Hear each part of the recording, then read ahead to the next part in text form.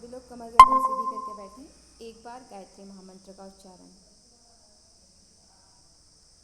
ओम भूर्भुवः स्वः तत्सवितुर्वरेण्यं भर्गो देवस्य धीमहि धियो यो नः प्रचोदयात्। क्या क्या पढ़ लिया था कल हमने?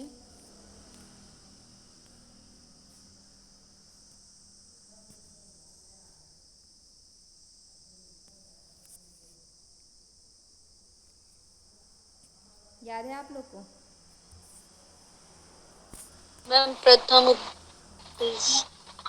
शतक। इसमें अध्यायों को क्या बोला जाता है?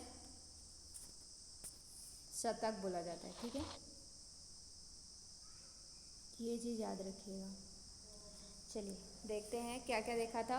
प्रथम अध्याय के बारे में हमने देखा था जिसमें 100 श्लोक हैं, जिसमें हमने क्या क्या देखा था। गुरु को प्रणाम करके बताया गया था। फिर यहाँ पे गुरु के कुछ गुरु कैसा होना चाहिए इसके बारे में बताया गया था। फिर हमने देखा था कि योग के 6 अंग इसमें बताए गए हैं। यम नियम को छोड़ के आसन के बाद जितने भी अंग हैं आपके, उसका वर्णन यहाँ पे मिलता है। फिर आसन यहाँ पे 2 बताए गए हैं, सिद्धासन और पद्मासन। ठीक है, योग उपनिषद पढ़ा है किसी ने? Yes ma'am. इसी तरह का कौन सा योग उपनिषद है?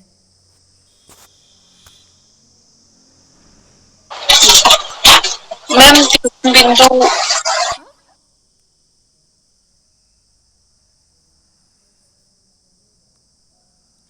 फिर हमने षटचक्र देखा था।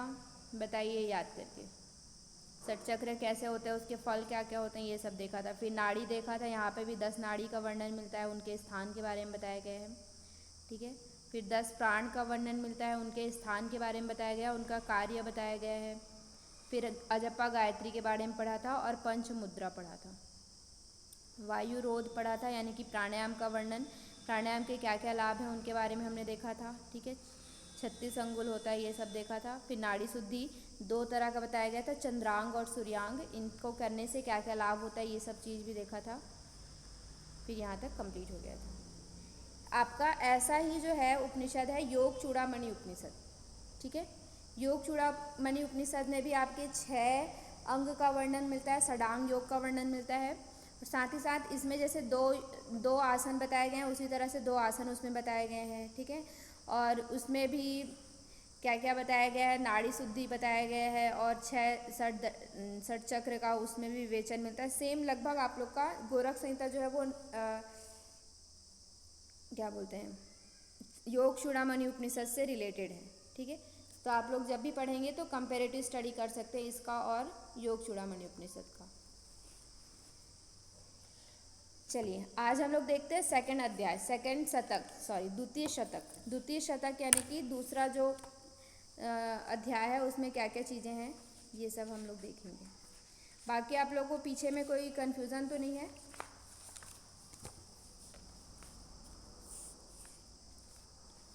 क्या हो गया, आप लोग बोल क्यों नहीं रहे हैं? No ma'am. बोर हो गए हैं क्या? बोर नहीं होना है, अभी तो नो बहुत सारी मैम। चीज़ें हैं। चलिए देखते हैं कि पहले क्या है। अब वहाँ पे जो फर्स्ट अध्याय में हमने क्या देखा था, वायु निरोध बोला गया था, लेकिन वायु निरोध में सिर्फ नाड़ी शोधन बताया था। ठीक है, तो अब यहाँ पे हम लोग क्या देख रहे हैं कि प्राणायाम कैसा होता है। तो यहाँ पे भी बताया गया है, शरीर में स्थित प्राणवायु और अपान वायु निरोध से एक श्वास मात्र को सुषुम्ना मार्ग में खोलकर चिदाकाश में उठावें। मतलब कि प्राण और अपान वायु को मिला करके कहाँ करना है, सुषुम्ना मार्ग यानी कि जो राजमार्ग है उसमें क्या करना है, हमें लेके जाना है। और उस वायु को कहाँ तक लेके जाना है, चिदाकाश। चिदाकाश यानी कि ब्रह्मरंध्र तक उठाना है, उसे ही हम लोग क्या कहते हैं, प्राणायाम कहते हैं। ठीक है, प्राणायाम में क्या होता है, रेचक, पूरक और कुंभक युक्त प्रणवात्मक है। प्रणवात्मक प्राणायाम हमने और कहाँ पे पढ़ा था?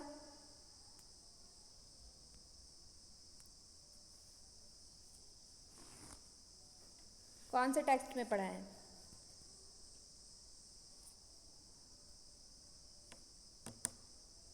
याद कीजिए जल्दी।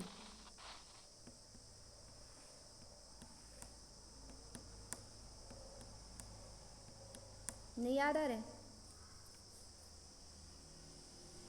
वशिष्ठ संहिता याद है? वशिष्ठ संहिता में पढ़ा था।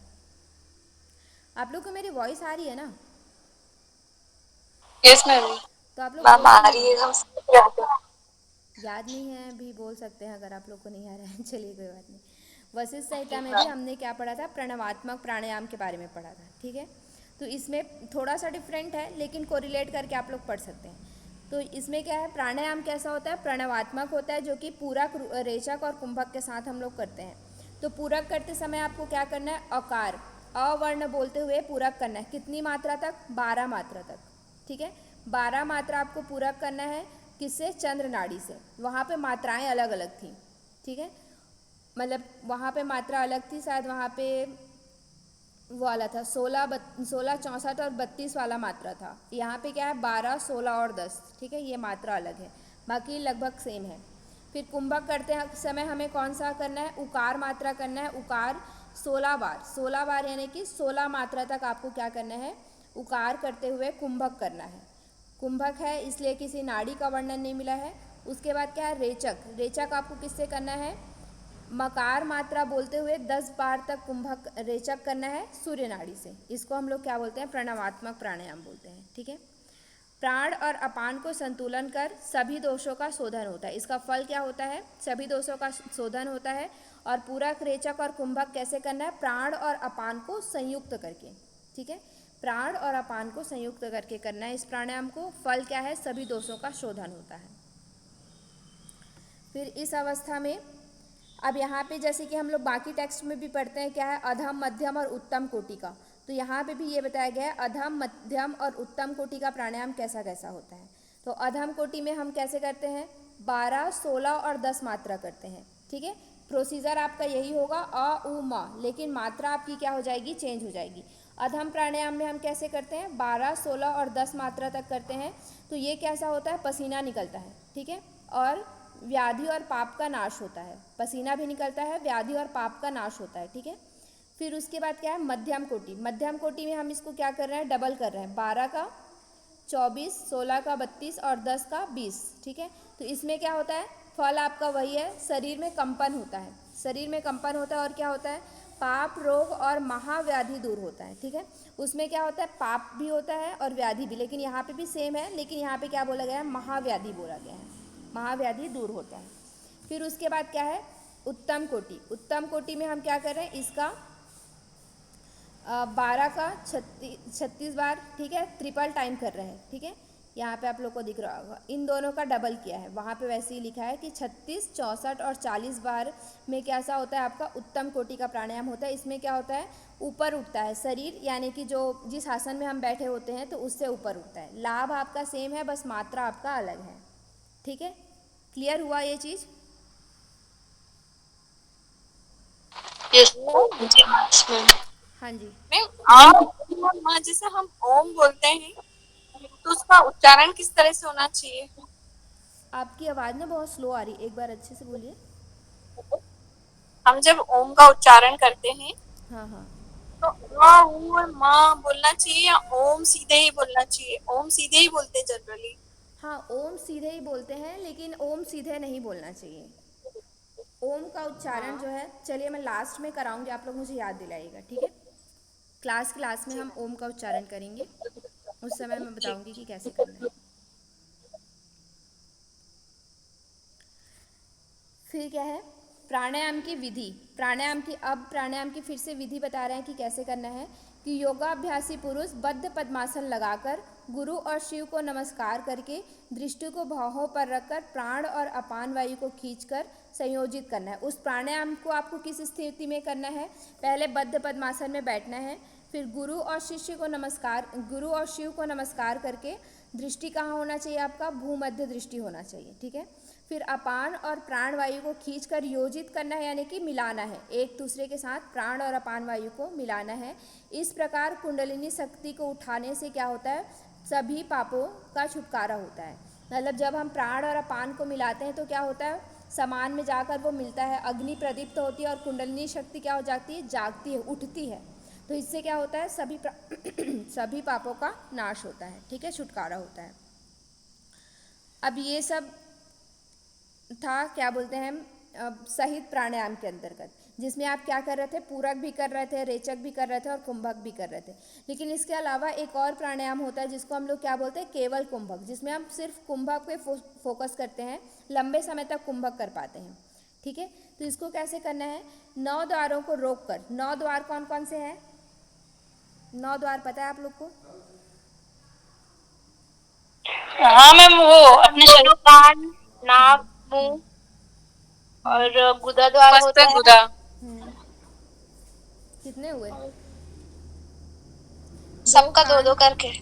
2 कान यानी कि 2 हो गए, एक नाक हो गया, मुंह हो गया, उपस्थ और गुदा। दोनों अभी आंखें हो तक गई। सही हुआ है, दोनों मैम आंखें 7 भी ही हो है 2 ना। गए। आँख। 8। हाँ मैम 9 हो गए। 9 और मुंह भी है। क्या,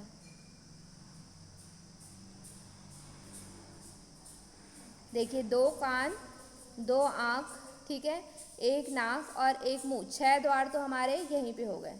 फिर एक क्या होता है, उपस्थ होता है, और एक क्या होता है, गुदा होता है, और एक हम लोग ब्रह्मरंध्र को भी मानते हैं। ठीक है, उसको भी द्वार माना जाता है। क्लियर है? ये जो 9 द्वार हैं, इनको क्या करते हैं, इनको रोक करके, मतलब इनमें रोकना है, मैम, मतलब हाँ जी, इसमें उपस्थ क्या रहता है? उपस्थ किसको बोलते हैं? जेनाइटल्स को। अच्छा, हाँ ठीक है। ठीक है, 9 द्वार को रोक करके वायु पान करें और उसे दृढ़ता से धारण करें। 9 द्वारों को रोकना है, मतलब कि सभी द्वारों को बंद करना है और वायु का पान करना है।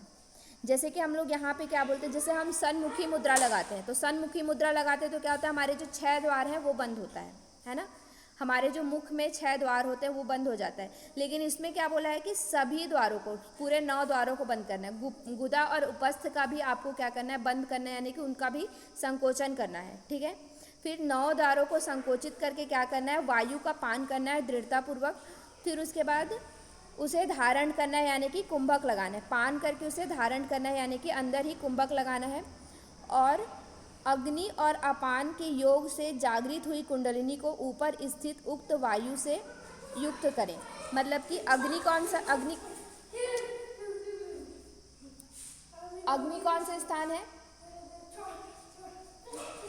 हमारे ये जो गुदा का, नहीं नहीं, वो मतलब तो अपान पेट है। पेट वाला, पेट वाला। हाँ समान, समान को क्या बोला जाता है, अग्नि बोला जाता है। हाँ ठीक है, तो हाँ। अग्नि और अपान और प्राण को जोड़ करके, योग करके हमें क्या करना है, कुंडली को जगाना है। इस तरह से आपको क्या करना है, केवल कुंभक का अभ्यास करना है। ठीक है, इस तरह से आत्मा पर ध्यान करता हुआ वायु को रोकता है, उसकी बड़े बड़े योगीश्वर भी स्तुति करते हैं। इस तरह से जब आप लंबे समय तक आत्मा पर ध्यान करते हुए वायु को अंदर रोकते हैं, केवल कुंभक का अभ्यास करते हैं, तो ये जो बड़े योगीश्वर होते हैं, जो बड़े योगी होते हैं, वो भी उसकी स्तुति करते हैं, मतलब कि वो भी उनको क्या करते हैं, प्रणाम करते हैं। ठीक है, केवल कुंभक का फल क्या होता है, पाप रूपी ईंधन को भस्म करने वाला अग्नि के समान है।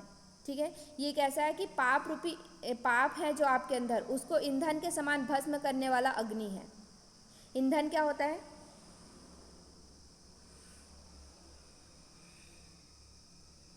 ऊर्जा जलाने वाला। लकड़ी, लकड़ी को बोला जाता है ईंधन।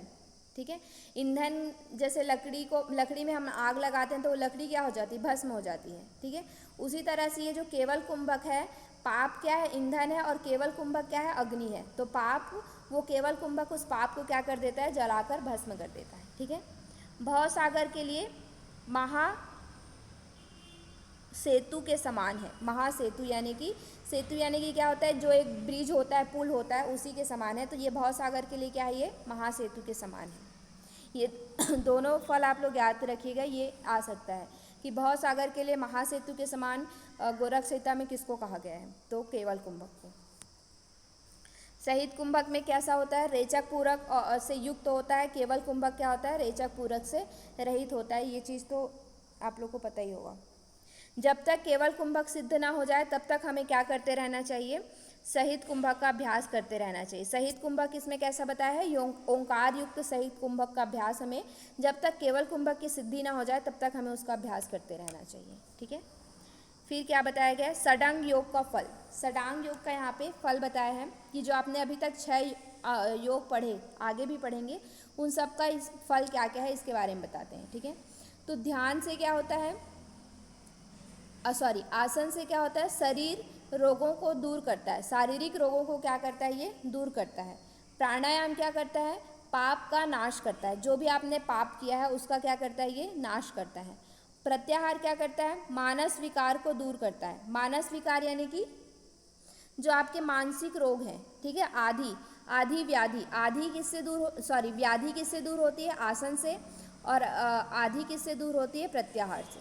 आदि व्याधि समझते हैं ना आप लोग, यस मैम। यस। ठीक है। तो अब यहाँ भी ये बताया गया, सेम ऐसे ही ना योग चूड़ामणि उपनिषद में भी बताया गया है, तो आप लोग जब पढ़ेंगे तो कोरिलेट कर सकते हैं। देखिए प्रत्याहार क्या है, 12 बार आप जब प्राणायाम करेंगे, अभी जो प्राणायाम की एक बार जो विधि बताई उसको जब आप 12 बार करेंगे तो वो कैसा होगा, एक प्रत्याहार होगा, ठीक है। और जब धारणा का अभ्यास क्या है, धारणा से आपको मिलता है धैर्य की वृद्धि मिलती है। और जब आप 12 बार प्रत्याहार करेंगे यानी कि 12 × 12 144 बार प्राणायाम करेंगे तो क्या हो जाएगा, वो धारणा हो जाएगा, ठीक है। ऐसा यहाँ पे वर्णन मिलता है। फिर आपका क्या है, ध्यान, अद्भुत चैतन्य का उदय, उससे फल क्या होता है, अद्भुत चैतन्य का उदय होता है। और जब आप 12 बार धारणा करते हैं यानी कि कितनी बार, 12 × 12 यानी बार प्राणायाम, 1728 बार प्राणायाम करते हैं तो क्या होता है, आपका धारणा हो जाता है, ठीक है। और समाधि कैसा होता है, 1728 बार में बारह आपका क्या हो जाता है, ध्यान हो जाता है। और समाधि कैसा होता है, 12 बार ध्यान करेंगे तो समाधि हो जाता है, ऐसा इसमें बताया गया है ना। ये चीज़ क्लियर हो रही है। Yes ma'am. मैम तो मतलब मैम, हाँ, क्या हुआ, मेरे को तो क्लियर नहीं है मतलब। क्लियर नहीं हुआ, ओके। हाँ। देखिए हाँ। इसमें जो है प्राणायाम की विधि क्या बताई गई है, हमने ये प्राणायाम देखा, ये क्या है आपका एक प्राणायाम है, ठीक है। ये जो आपने देख रहे हैं ना, पूरक, कुंभक और रेचक, जिसमें अ उ मा ये कर रहे हैं, है ना, 12 16 और 10 बार, जो ये पूरा एक प्रक्रिया है, ये क्या है, एक प्राणायाम हुआ, क्लियर है, एक प्राणायाम, जी मैम। है ना। तो उसी तरह से आप 12 बार प्राणायाम करेंगे तो क्या हो जाएगा, प्रत्याहार हो जाएगा, ठीक है। जब उस एक प्राणायाम हुआ उसको आप 12 बार करेंगे तो क्या हो जाएगा, प्रत्याहार हो जाएगा, ठीक है। और जब उसी प्राणायाम 12 बार प्रत्याहार करेंगे यानी कि 12 × 12 24 144 बार प्राणायाम करेंगे तो क्या हो जाएगा, धारणा हो जाएगा। फिर 12 बार धारणा यानी कि 12 × 12 यानी कि 1728 बार आप प्राणायाम करेंगे तो क्या हो जाएगा, ध्यान हो जाएगा। और 20,763 बार प्राणायाम करेंगे तो समाधि हो जाएगा। क्लियर हो रहा है। तो मैम ऐसा क्वेश्चन आ सकता है कि इसे मतलब पूछ सकते हैं क्या? ये इधर वाला नहीं पूछेगा आपसे, लेकिन ये पूछा जा सकता है कि अ, गोरख संहिता में प्रत्याहार किसको कहते हैं, तो आप वहाँ पे हो, या फिर धारणा किसको कहते हैं, तो वहाँ पे बोला रहेगा 12 बार प्रत्याहार करने को। या फिर धारणा का कोई फल एक दे दिया, जैसे देश बंधा से चित्त से धारणा आपके पतंजलि में आता है, ठीक है। और कहीं पे धारणा हम किसको कहते हैं, किसी एक स्थान पे मन को स्थिर करना। तो अगर किसी ने नहीं पढ़ा है तो वो 12 बार प्रत्याहार नहीं लिख सकता, वो क्या बोलेगा कि एक जगह में स्थिर करना। तो इस तरह से क्वेश्चन आ सकता है, ठीक है। क्लियर है। जी मैम। चलिए नेक्स्ट, अब ध्यान और धारणा बता दिया, प्रत्याहार, ध्यान, धारणा, उनके फल वगैरह बता दिया। अब डायरेक्ट आपको क्या बता रहा है, समाधि का वर्णन मिल रहा है, समाधि कैसा होता है, उसके फल क्या होता है, ये सब, ठीक है। तो यहाँ पे समाधि बताया गया है, समाधि का स्वरूप, समाधि का स्वरूप कैसा होता है, जिसमें बताया जो साधक समाधि के द्वारा अनंत विश्वतोमुख परम ज्योति के दर्शन कर लेता है, वह किसी भी कर्म में लिप्त नहीं होता, यात यामम आवागमन से छूट जाता है, ठीक है। मतलब कि अनंत विश्वतोमुख परम ज्योति, ये कहाँ पे होता है, विश्वतोमुख परम ज्योति जो है, हम लोग किसको बोलते हैं, जो कुंडलिनी का, जैसे कि हम लोगों ने किस में पढ़ा था, घेरण संहिता में पढ़ा था कि हमारा जो जीव है वो कहाँ पे रहता है, ज्योति के लौ के समान कहाँ पे स्थित रहता है, हृदय में। नहीं,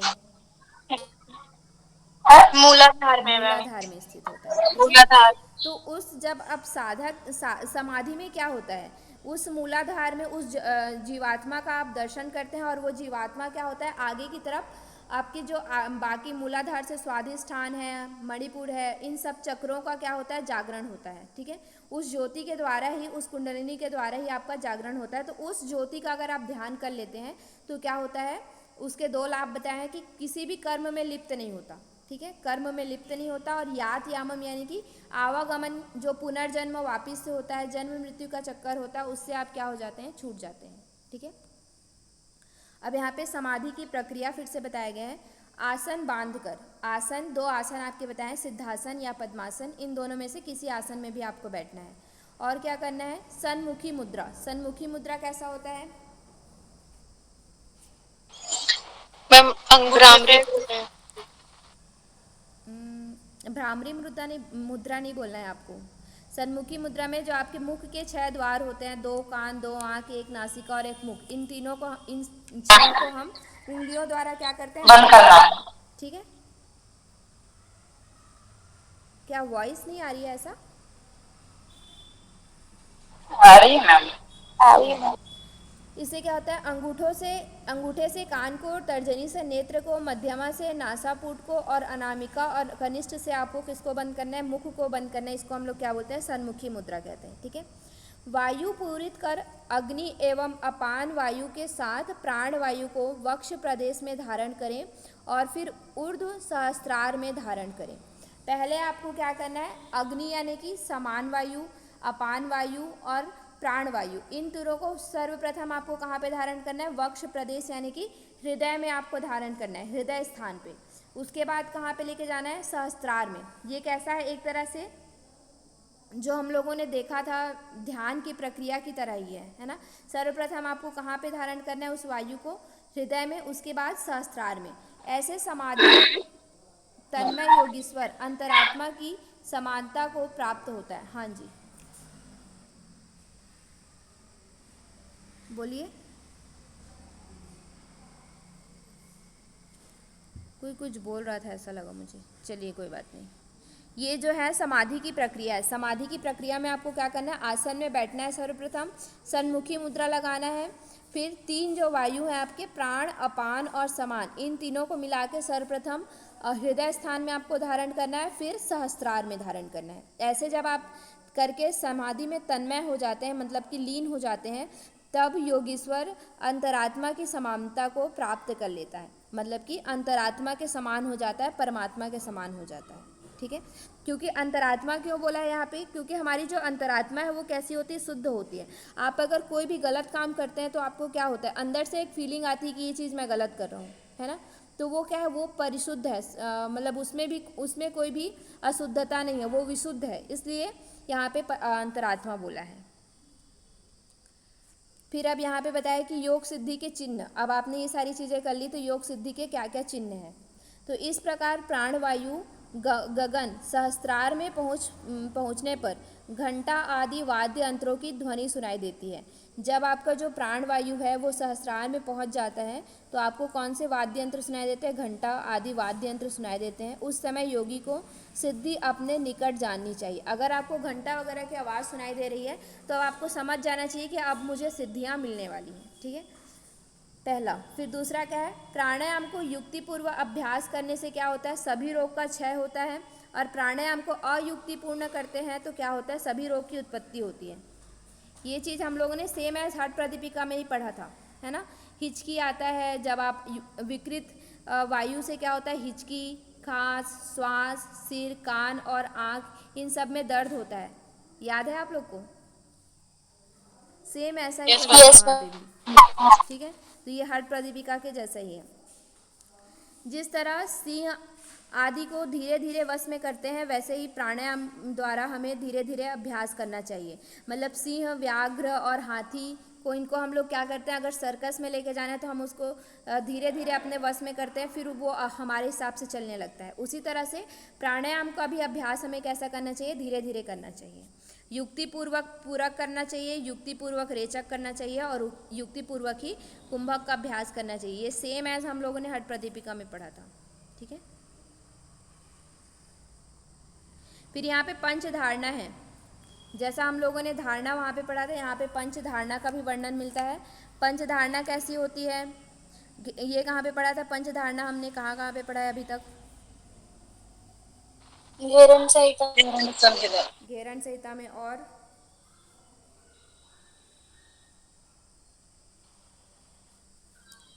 वशिष्ठ संहिता में नहीं पढ़ा है? वशिष्ठ से वही पढ़ा मैम। ठीक है।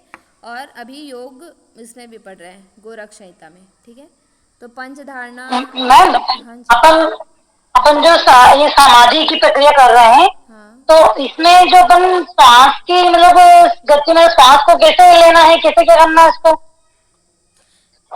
इसमें आपको जैसे नॉर्मल प्राणायाम हम करते हैं उसी तरह से प्राणायाम करना है। पूरित करके अग्नि को रोकना है, क्योंकि जब आप समाधि की प्रक्रिया में आ रहे हैं तब तक आप क्या है, केवल कुंभक की सिद्धि को प्राप्त कर चुके हैं, है ना।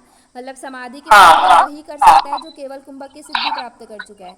तो एक बार पूरा क्या करना है, लंबे समय तक हृदय स्थान में धारणा करनी है, उसके बाद सहस्त्रार में धारणा करनी है। ठीक है। अच्छा, ठीक है। फिर इसमें क्या है, पंच महाभूत का वर्णन, धारणा का वर्णन मिला है।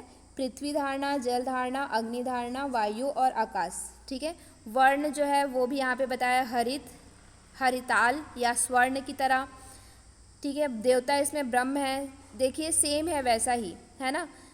पीठ इसमें क्या है, चतुष्कोण आकार है। बीज क्या है, लम मंत्र है। स्थान क्या है, हृदय है। प्राण कैसा है, प्राण को क्या करना है, मन सहित प्राण को भूमंडल में लीन करना है। ठीक है। भूमंडल क्यों बोला है, क्योंकि ये पृथ्वी धारणा है, इसलिए क्या बोला है, भूमंडल में।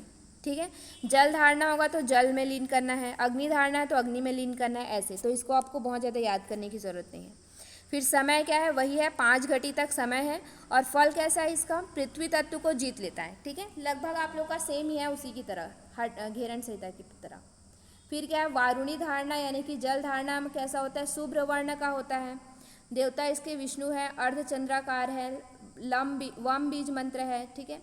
और यहाँ पे स्थान नहीं बताया है। फिर मन को कहाँ पे लीन करना है, जल में लीन करना है। कितने समय तक, 5 घटी यानी कि 2 घंटे तक। और इससे क्या होता है, दुख सहित कालकूट विष का प्रभाव नहीं पड़ता। ये थोड़ा सा डिफरेंट है। ठीक है, इसका फल डिफरेंट है। दुख सहित कालकूट विष का प्रभाव नहीं पड़ता है जब आप जल धारणा की सिद्धि प्राप्त कर लेते हैं। फिर उसके बाद क्या है, वैश्वानरी धारणा यानी कि अग्नि की धारणा, जिसमें कि क्या होता है, इंद्रगोप के समान लाल वर्ण का। ऐसा ही हम लोगों ने पढ़ा था घेरन संहिता में। इंद्रगोप मैंने आपको बताया भी था। इंद्रगोप क्या होता है,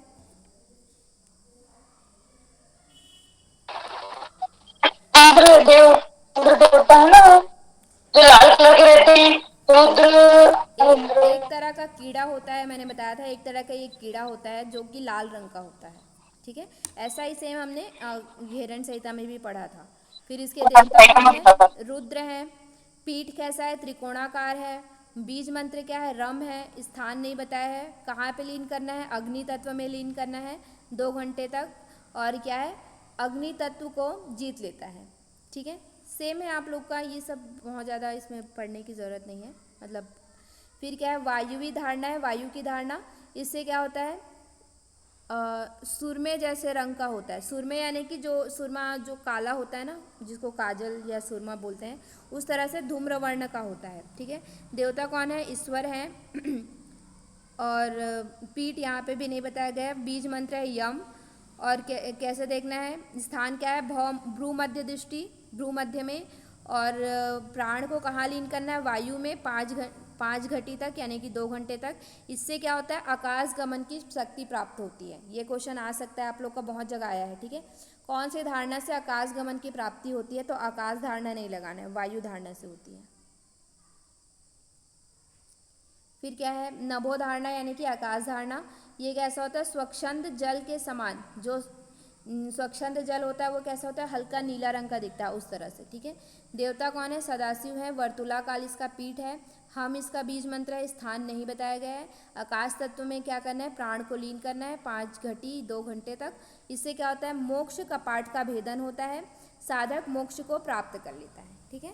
आकाश धारणा से आपका क्या होता है, मोक्ष कपात का भेदन होता है, और आकाश गमन की सिद्धि जो है वायु धारणा से होती है। इसको आप लोग याद रखिएगा, जो दो अलग अलग चीज़ है। क्लियर है। फिर यहाँ पे बताया गया है कुंडलिनी का शिव से मिलन कैसे होता है। तो यहाँ पे बताया अपान वायु को ऊपर खींचकर प्राण वायु को नीचे ले जाकर, वही चीज़ें आप लोग की बार बार आ गई, ये सब चीज़ें तो रट गई होंगी आप लोग की, ठीक है। अग्नि स्थान मणिपुर में मिलाएं। मणिपुर यानी कि नाभि चक्र में इसको मिलाना है, जहाँ पे समान वायु का वास होता है। और मणिपुर स्थान में दमकते हुए ज्योति स्वरूप का ध्यान करें, क्योंकि हम लोग क्या बोलते हैं, नाभि चक्र क्या है, सूर्य स्थान है ना।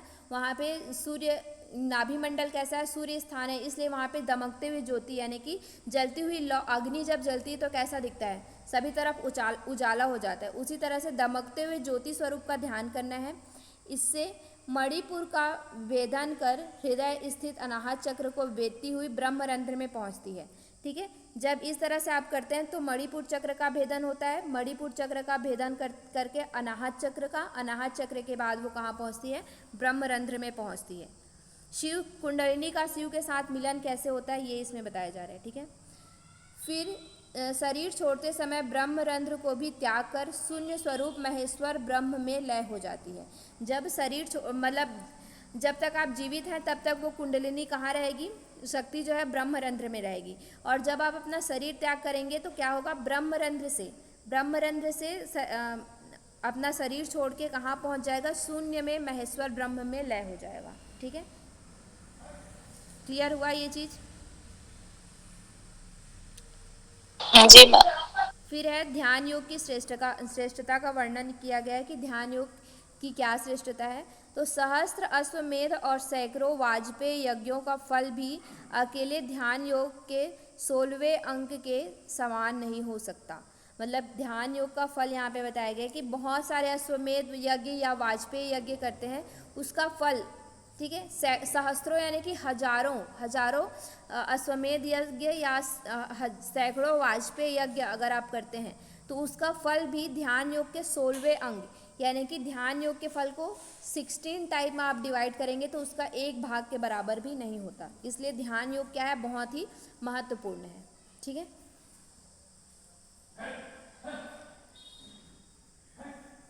फिर समाधि करने के योग्य कौन कौन होते हैं, एक उपाधि होता है, एक तत्व होता है, ठीक है। उपाधि कैसा होता है, वर्ण होता है, तत्व क्या होता है, आत्मा होता है। मतलब कि उपाधि और तत्व, उपाधि किसको बोला जाता है, जैसे कि आपको कोई उपाधि मिलती है, मतलब कि आप महात्मा हैं या फिर आप आचार्य हैं या फिर आप इस तरह से पीठ हैं, मठाधीश हैं, ये सब क्या है, उपाधि है, ठीक है। तो इन सब के विपरीत मतलब कि उपाधि का भी नाश, उपाधि एक तरह से हम इसको बोल सकते हैं कोई सिद्धि मिलना, जैसे कि जल में चलने की सिद्धि मिल जाती है, ठीक है, और आकाश गमन करने की सिद्धि मिल जाती है। ये सब भी क्या है, एक तरह से आपको उपाधि या फिर आपकी विभूतियाँ हैं। तो इन सब का भी नाश करके हमें क्या करना है, तत्व यानी कि आत्मा में लीन होने को ही समाधि का वर्णन, उसी को समाधि के योग्य बताया है, ठीक है।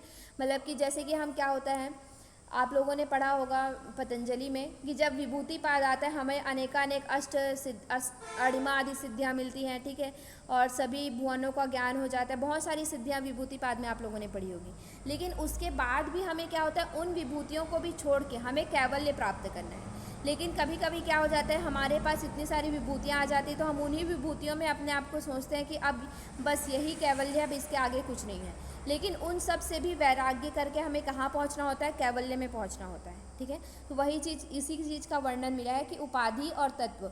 तो उपाधि इन सब चीज़ों का जो बोध कराती है, वो विपरीत बुद्धि यथार्थ ज्ञान होता है, तब आत्मा का अनुभव होता है। मतलब इनसे विपरीत जो है, उपाधि से विपरीत जो यथार्थ ज्ञान है, जो इन सब से भी परे है, इन सब से भी ऊपर है, उसका अनुभव कौन कराता है, आत्मा कराता है, ठीक है। तो इसलिए हमें क्या करना है, उपाधियों को त्याग करके आत्मा का अनुभव करना है, कैवल्य को प्राप्त करना है, समाधि को प्राप्त करना है, ठीक है। क्लियर है। ध्यान और समाधि का भेद क्या है। ध्यान, अब आप लोग को अभी तक ये लग रहा होगा ध्यान तो इतना अच्छा है, ठीक है, समाधि भी है, तो इन दोनों में डिफरेंस क्या है। तो मतलब किसको हम ध्यान बोलेंगे और किसको हम समाधि बोलेंगे। तो बोला है कि जब तक कर्ण आदि इंद्रियों से शब्द आदि विषयों का किंचित अंश मात्र भी विद्यमान रहता है, उस साधक की हम लोग क्या कहते हैं, ध्यानावस्था कहते हैं। मतलब कि आप ध्यान में लीन है, लेकिन फिर भी आपको कुछ कुछ बाहर की चीज़ें सुनाई दे रही हैं या कुछ आपको अंदर की चीज़ें ही सुनाई दे रही हैं, तो ये सब क्या है, ध्यान है।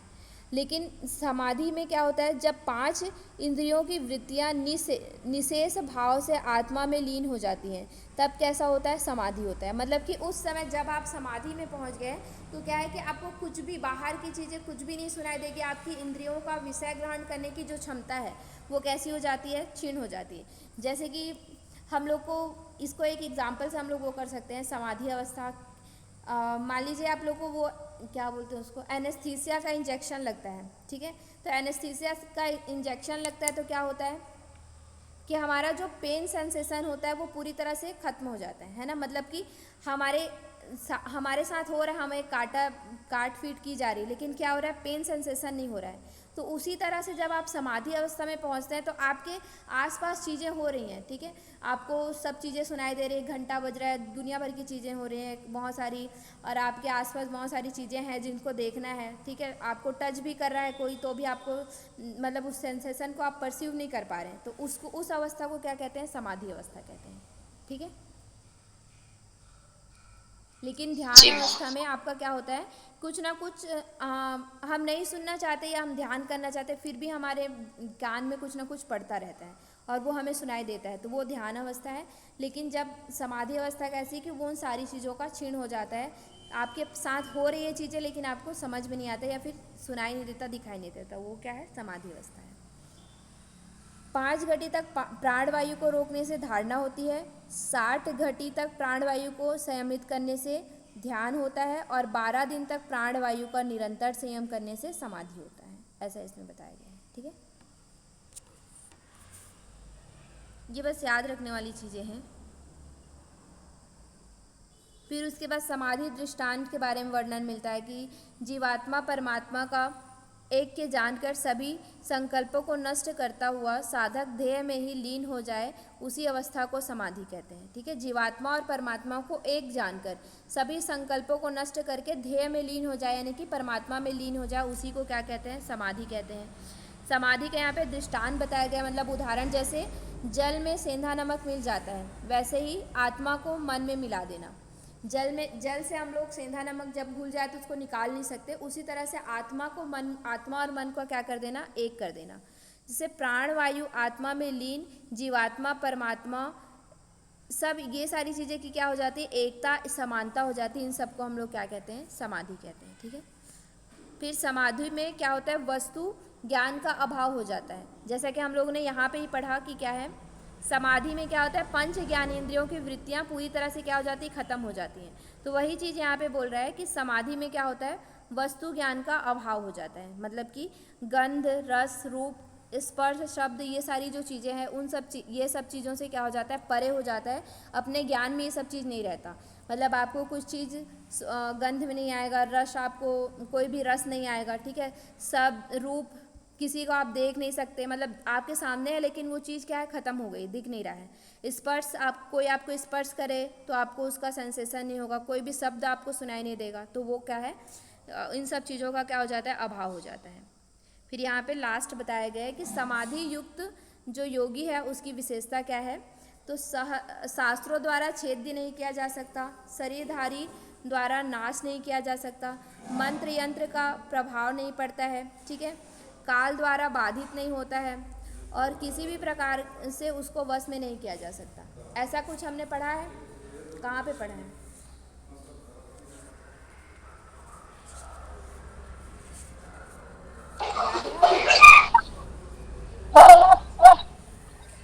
हाँ जी, हठ प्रदीपिका में पढ़ा है, ठीक है। हठ प्रदीपिका में जाके देखिएगा, वहाँ पे बताया था कि लास्ट चैप्टर में ना समाधि युक्त योगी के लक्षण कैसा होता है, तो उसको शास्त्र से शस्त्रों के द्वारा छेदा नहीं जा सकता है, भेदा नहीं जा सकता है, ठीक है। शरीर धारी उसको नाश नहीं कर सकते, मंत्र यंत्र का भी उनके ऊपर कोई प्रभाव नहीं पड़ता है, काल द्वारा बाधित नहीं होते हैं, कर्मों में लिप्त नहीं होते हैं, ठीक है, किसी प्रकार के वश में नहीं किया जा सकता। ये सब हमने ऐसी चीज़ें हठ प्रदीपिका में भी पढ़ी हैं, ठीक है, यहाँ पे यही चीज़ें हैं। फिर बाद में इसका मैंने बताया था कि 100 श्लोक है ना, तो यहाँ पे 90 तक का है। इसके बाद जो है आप लोग का सेम चीज़ें हैं, वही सारी चीज़ें कि समाधि युक्त योगी की विशेषता और क्या क्या होती है, तो वही सारी चीज़ें वहाँ पे बताए गए हैं। तो ये सब इम्पोर्टेंट था। बाकी लास्ट में ये बोला गया है आदिनाथ शिव को प्रणाम करके ग्रंथ का अंत किया गया है, जिसमें कि मतलब आदिनाथ शिव को आप प्रणाम करते हैं, उनके मुखार बिंद से जो ये ग्रंथ निकला उसके उनका धन्यवाद देते हुए इस ग्रंथ को अंत किया है। ठीक है,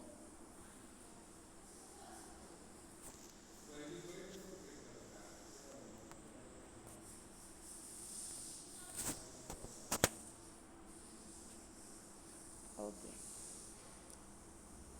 चलिए अब कल से हम लोग आप लोग का 2 टेक्स्ट बाकी है, शिव संहिता और सिद्ध सिद्धांत पद्धति। ये भी आप लोग का कुछ 6-7 दिनों में कंप्लीट हो जाएगा। फिर लास्ट हम एक बार इन सब का क्वेश्चन कैसे आता है एक बार देखेंगे एक दिन, उसके बाद ये आप लोग का कंप्लीट हो जाएगा। ठीक है, और कोई दिक्कत आप लोग बना रहे हैं टेक्स्ट वगैरह पढ़ रहे हैं? हाँ जी, मैम उपनिषद कौन पढ़ाएंगे? उपनिषद पढ़ाएंगे मोहित सर पढ़ाएंगे या फिर भानु सर पढ़ाएंगे।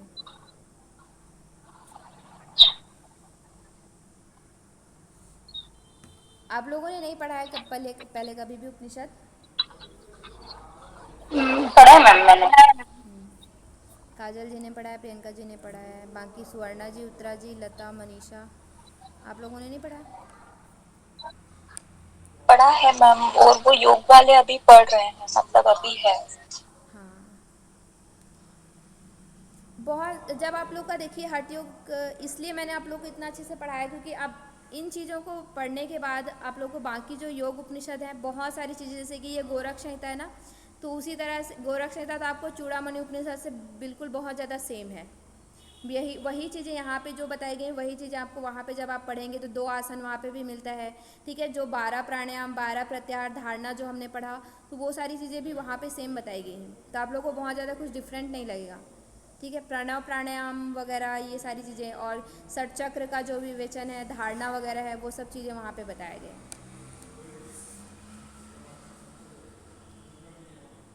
उत्तरा जी कुछ बोलना चाह रही लेकिन ना आपकी आवाज़ नहीं आ रही है।